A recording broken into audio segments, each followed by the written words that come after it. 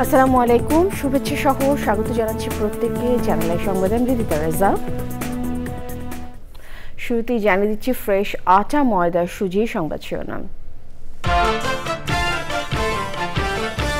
উপদেষ্টা পরিষদের সাইবার সুরক্ষা অধ্যাদেশের চূড়ান্ত অনুমোদন, বঞ্চিত কর্মকর্তাদের ভূতাপেক্ষ পদোন্নতি দেওয়ার সিদ্ধান্ত।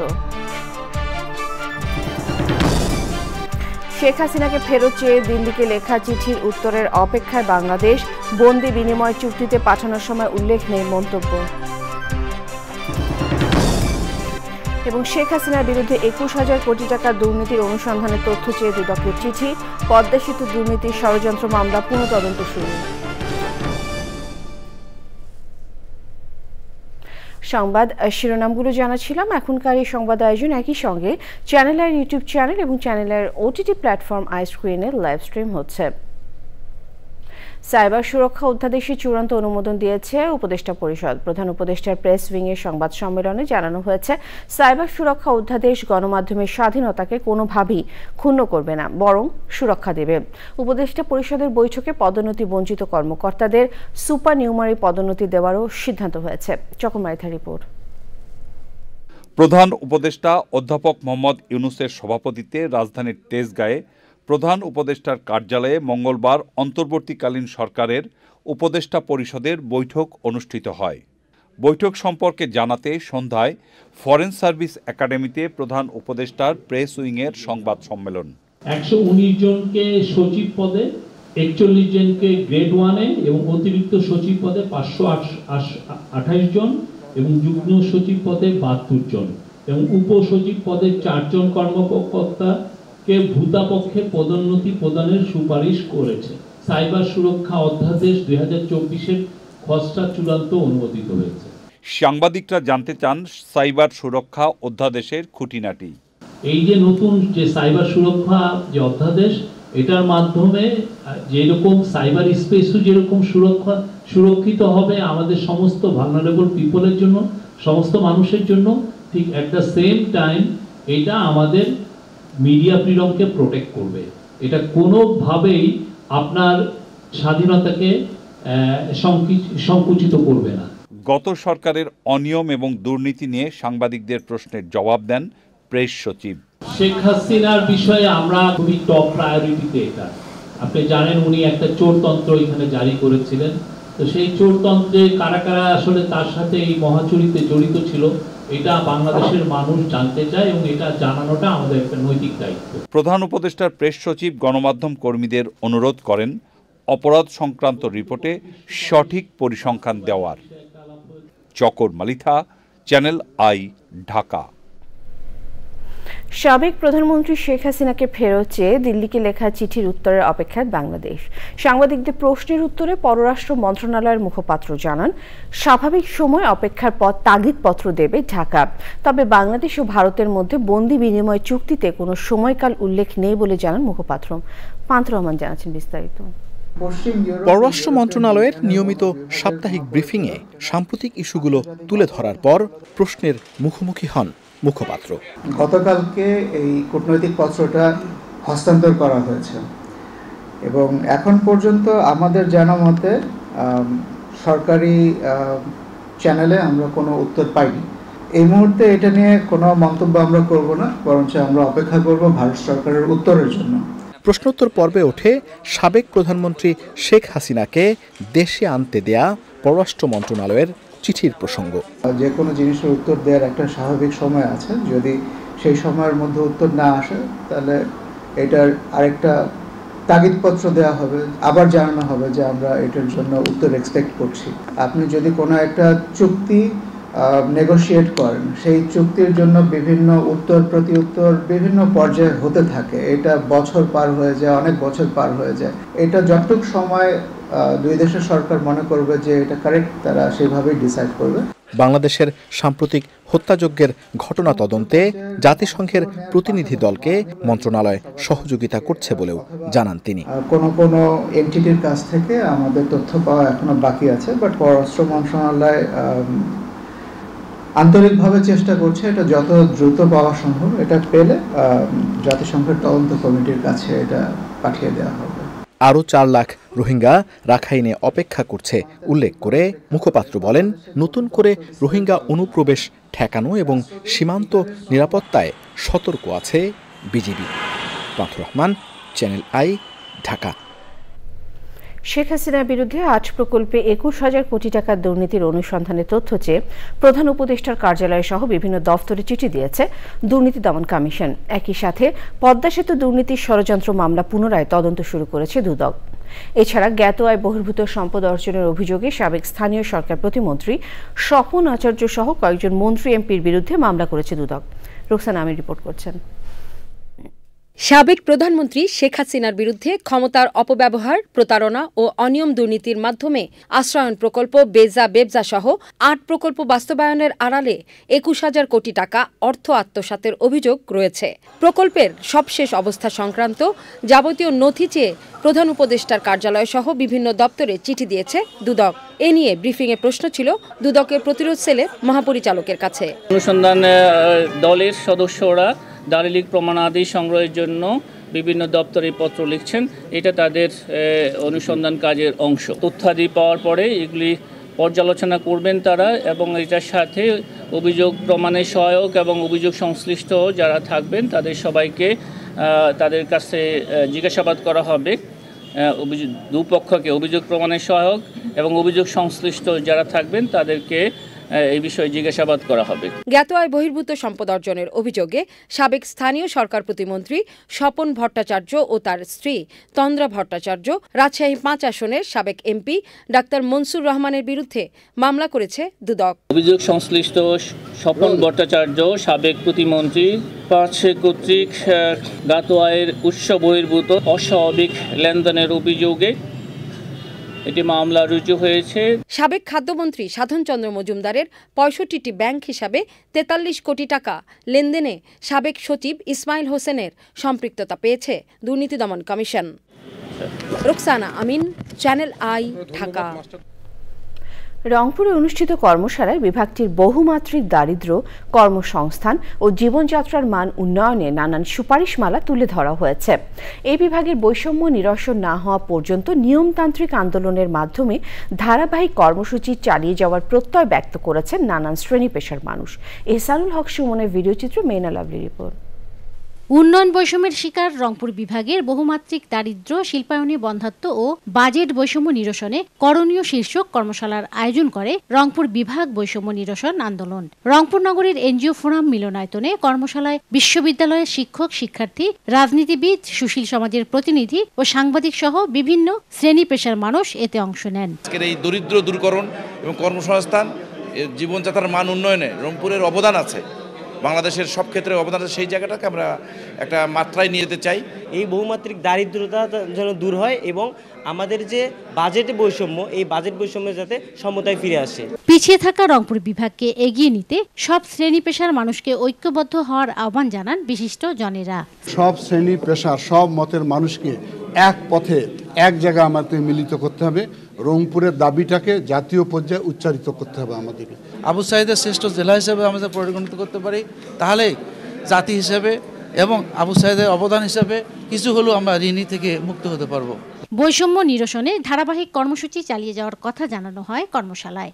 আমরা ইনক্রিমেন্টাল বাজেটের মাধ্যমে দেখতে চাই যে আগামী 5 বছরের মধ্যে রংপুর দারিদ্র সেটি 25 থেকে 30% কমে আসে এবং 10 বছরের মধ্যে রংপুরের দারিদ্র 75% কমানো। আগামী 24শে জানুয়ারি ঢাকায় জাতীয় কনভেনশনের মাধ্যমে রংপুরের বৈষম্য নিরসনের শ্বেতপত্র প্রকাশ করে তা অর্থ ও পরিকল্পনা উপদেষ্টার কাছে জমা দেওয়ার কথা জানিয়েছে রংপুর বিভাগ বৈষম্য নিরসন আন্দোলন। রংপুর থেকে মেরিনা লাভলি, চ্যানেল আই। 61 বছরে পা রাখল দেশের একমাত্র রাষ্ট্রীয় টেলিভিশন বাংলাদেশ টেলিভিশন। 1964 সালের 25শে ডিসেম্বর পাকিস্তান টেলিভিশন কর্পোরেশনের ঢাকা কেন্দ্র উদ্বোধন করা হয়। 1971-এর মহান মুক্তিযুদ্ধের পর পাকিস্তান টেলিভিশনের ঢাকা কেন্দ্র পরিবর্তন করা হয় বাংলাদেশ টেলিভিশন নামে। সেই থেকে বাংলাদেশের ইতিহাসের সাথে ওতপ্রোতভাবে জড়িয়ে রয়েছে বাংলাদেশ টেলিভিশনের নাম। বাংলাদেশ টেলিভিশনের দীর্ঘ পথ চলায় সবসময় বিশেষ আয়োজন করে চ্যানেল আই। এবারও তার ব্যতিক্রম নয়। সকাল 7:30 চ্যানেল আইতে প্রচার করা হবে 6 দশকের প্রথম বাংলা টিভি শিরোনামে বিশেষ অনুষ্ঠান। এতে উপস্থিত থাকছেন দেশবরেণ্য ব্যক্তিত্বরা। খ্রিস্টান ধর্মাবলম্বীদের সবচেয়ে বড় ধর্মীয় উৎসব শুভ বড়দিন আজ। 2000 বছর আগে এই শুভ দিনেই জন্মগ্রহণ করেন খ্রিস্ট ধর্মের প্রবর্তক যীশু খ্রিস্ট। আজ বিশ্বের নানান দেশের মতো বাংলাদেশে খ্রিস্টান সম্প্রদায়ও পালন করছে এই উৎসব। বড়দিন উপলক্ষে গির্জাগুলো সাজানো হয়েছে রঙিন সাজে। বড়দিনের উৎসবের খবর জানাতে রাজধানী কাকরাইল ক্যাথলিক চার্চে আছেন মিথিলা নাজরিন। সরাসরি তার সাথে যোগাযোগের চেষ্টা করছি। মিথিলা, বড়দিন উপলক্ষে কাকরাইল ক্যাথলিক চার্চের প্রস্তুতি কেমন দেখছেন আমাদেরকে জানাবেন।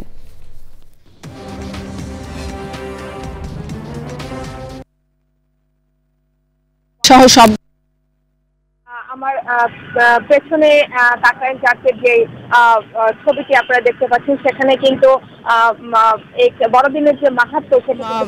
বড়দিনের যে মাহাত্ম্য সেটি কিন্তু প্রতীকীভাবে তুলে ধরা হয়েছে। অর্থাৎ একটি গোশালার চিত্র, যেখানে হলো মাতা মেরির কোলে যিশু খ্রিস্ট এবং তার জন্মের মুহূর্তটা কিন্তু তুলে ধরা হয়েছে। ধরনের সাজসজ্জা কিন্তু রাজধানীর অন্যান্য church, Tejgaon church, Ramna church সবগুলো চার্চেই কিন্তু একই রকম ভাবে সাজানো হয়েছে এবং আশা করা হচ্ছে যে কিছুক্ষণের মাঝেই সাধারণত চার্চগুলোতে প্রার্থনা শুরু হয় 8টা নাগাদ। কিছুক্ষণের মাঝেই প্রার্থনা শুরু হবে বিভিন্ন চার্চে এবং যে প্রার্থনাগুলোতে সাধারণত দেশ ও জাতির মঙ্গল কামনা করা হয় এবং গতকাল রাতে যে প্রার্থনা হয়েছে কাকরাইল চার্চে, সেখানেও কিন্তু দেশ ও জাতির মঙ্গল কামনা করে প্রার্থনা করা হয়েছে এবং গতকাল এখানে উপস্থিত ছিলেন সেনাবাহিনীর প্রধান জেনারেল ওয়াকারুজ্জামান। তিনি কিন্তু বলেছেন যে সার্বিকভাবে সবগুলো গির্জায় এবং সার্বিকভাবে বড়দিন উপলক্ষে সারা দেশেই কিন্তু নিরাপত্তা ব্যবস্থা জোরদার করা হয়েছে। আমরা দেখেছি গির্জাগুলোতে পুলিশ মোতায়েন রয়েছে, গির্জার সামনে সেনাবাহিনী রয়েছে এবং এর বাইরেও কিন্তু যে সাইবার টিম, অর্থাৎ কেউ যেন অনলাইনে কিংবা ডিজিটাল প্ল্যাটফর্মে যেন কোনো ধরনের গুজব অপপ্রচার না চালাতে পারে সেই ব্যাপারেও কিন্তু সচেতন রয়েছে প্রশাসন। তো সব মিলিয়ে গির্জাগুলোতে কিন্তু এবং এখন অপেক্ষা প্রার্থনা কখন শুরু হবে। রিদিতা, ধন্যবাদ আপনাকে। সময় হলো বিরতি নেবার। বিরতির পর আরো সংবাদের সাথে জানিয়ে ফিরব। বছরের নতুন নতুন জাত উদ্ভাবনের ফলে শস্যটির ফলনও আগের চেয়ে বেড়েছে। মেহেরপুর প্রতিনিধি গোলাম মোস্তফার রিপোর্ট। কৃষি সম্প্রসারণ অধিদপ্তর মেহেরপুরের তথ্য মতে জেলায় সরিষার আবাদের লক্ষ্যমাত্রা ধরা হয়েছিল ৭,১৩৫ হেক্টর জমিতে। আবাদ হয়েছে ৬,৯৩৫ হেক্টর, যার লক্ষ্যমাত্রা চেয়ে ২১০ হেক্টর কম। পরবর্তী সময়ে আবহাওয়া সরিষা চাষের অনুকূল হওয়ায় আবাদ ভালো হয়েছে। ভালো ফলনের আশাও করছেন চাষিরা। বিঘা প্রতি হয়তো ৬ থেকে ৭ মণ এরম একটা হইতে পারে, এই আশা ভরসা নিয়ে আমরা আবাদ পানি করেছি। দুই ফসলের মাঝামাঝি আমাদের শস্যটা হয়ে যায়। শস্যটা দেখা গেলে আমাদের সংসারে একটা তেলের একটা ঘাটতি থাকে, ওই শস্যটাতে আমাদের পূরণ হয়ে যায়। বর্তমান আমাদের যে ভোজ্য তেলের যে ঘাটতি দেখা দিচ্ছে, এই কারণে আমাদের জমিতে আমরা যে সরিষা চাষটা করতেছি। সার তেলের যে দাম বেশি, তার জন্য আমাদের করতে একটু কষ্ট হয়। সরকার যদি সার তেলের একটু ঘাটতি পূরণ করতো, তাহলে আমরা হয়তো আরও চাষ করার আগ্রহ থাকতাম। কৃষি বিভাগ বলছে অক্টোবরে ভারী বর্ষণের কারণে এবার লক্ষ্যমাত্রা অর্জিত হয়নি। তবে আমদানির নির্ভরতা কমাতে চাষিদের সরিষা চাষে উদ্বুদ্ধ করা হচ্ছে। বৃষ্টি হয়ে যাওয়ার কারণে যে ক্ষয়ক্ষতি পরে এই যে অর্জনটা হয়েছে, এতে আমরা মেহেরপুরের কৃষি অধিদপ্তর আমরা খুশি। প্রত্যেক চাষিকে আমি বলি যে নিজের তেল নিজে উৎপাদন করব এবং নিজের তেল নিজে খাবো, আমদানি নির্ভরতা কমাবো।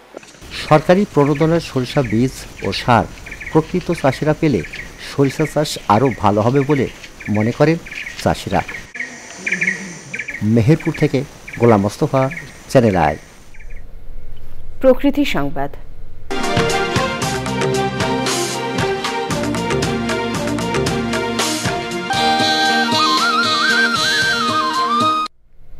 কক্সবাজারে জনপ্রশাসন একাডেমি স্থাপনে বনের ৭০০ একর জমি লিজ বাতিলের সিদ্ধান্তকে স্বাগত জানিয়েছে পরিবেশবাদী ও বিশেষজ্ঞরা।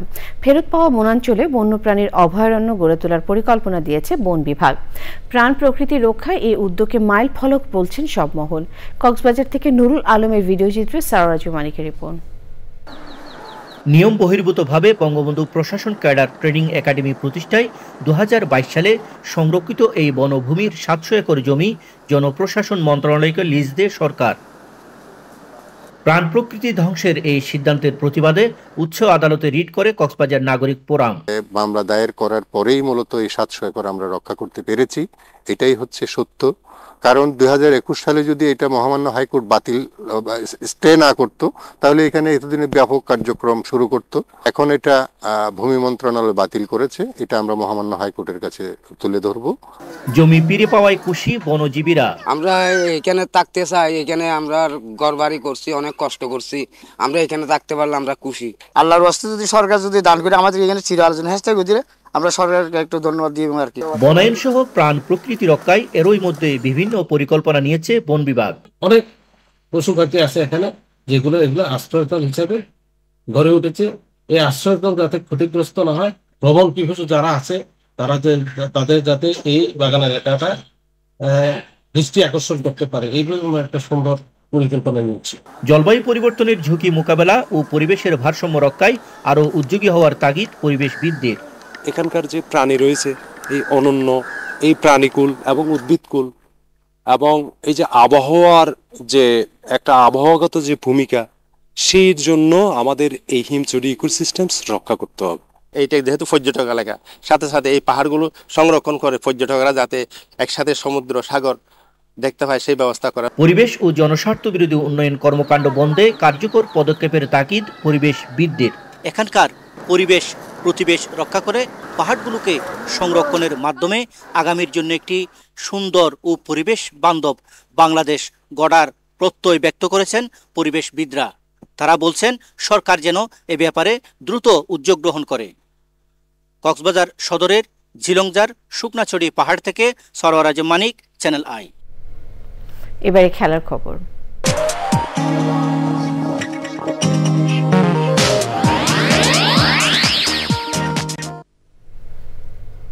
অবশেষে চ্যাম্পিয়ন্স ট্রফি ক্রিকেটের ফিক্সচার প্রকাশ করল আইসিসি। হাইব্রিড মডেল মেনে দুবাইকে করা হয়েছে নিরপেক্ষ ভেন্যু। টুর্নামেন্টের আয়োজক পাকিস্তান হলেও ভারতের সবগুলো ম্যাচ হবে দুবাইয়ের মাঠে। একটি সেমিফাইনাল তো হবেই, যদি ভারত ফাইনালে ওঠে তাহলে লাহোরের পরিবর্তে 8 দলের এই টুর্নামেন্টের ফাইনাল ম্যাচটিও হবে দুবাই স্টেডিয়ামে। 19 ফেব্রুয়ারি বর্তমান চ্যাম্পিয়ন ও অফিসিয়াল হোস্ট পাকিস্তান উদ্বোধনী ম্যাচ খেলবে নিউজিল্যান্ডের বিপক্ষে। ভারত পাকিস্তানের হাই ভোল্টেজ ম্যাচটি হবে 23 ফেব্রুয়ারি। এর আগে 20 ফেব্রুয়ারি ভারতের বিপক্ষে ম্যাচ দিয়ে নিজেদের আসর শুরু করবে বাংলাদেশ। সেক্ষেত্রে বাংলাদেশের টুর্নামেন্ট শুরু হবে দুবাই থেকে। গ্রুপ পর্বে বাংলাদেশ তাদের শেষ 2 ম্যাচ খেলবে 24 ও 27 ফেব্রুয়ারি নিউজিল্যান্ড ও পাকিস্তানের বিপক্ষে। 9 মার্চ হবে টুর্নামেন্টের ফাইনাল। সবশেষে ফ্রেশ আটা, ময়দা, সুজি সংবাদ শিরোনামগুলো আরও একবার। উপদেষ্টা পরিষদের সাইবার সুরক্ষা অধ্যাদেশের চূড়ান্ত অনুমোদন, বঞ্চিত কর্মকর্তাদের ভূতাপেক্ষ পদোন্নতি দেওয়ার সিদ্ধান্ত। শেখ হাসিনাকে ফেরত চেয়ে দিল্লিকে লেখা চিঠির উত্তরের অপেক্ষায় বাংলাদেশ, বন্দি বিনিময় চুক্তিতে পাঠানোর সময় উল্লেখ নেই মন্তব্য। এবং শেখ হাসিনার বিরুদ্ধে 21,000 কোটি টাকা দুর্নীতির অনুসন্ধানের তথ্য চেয়ে দুদকের চিঠি, পদ্মা সেতু দুর্নীতি ষড়যন্ত্র মামলা পূর্ণ তদন্ত শুরু। চ্যানেলের সর্বশেষ সংবাদ জানতে ভিজিট করুন channelonline.com-এ। যুক্ত থাকুন আমাদের সোশ্যাল মিডিয়া প্ল্যাটফর্মগুলোর সাথে। শেষ করছি চ্যানেলের সংবাদ। ধন্যবাদ।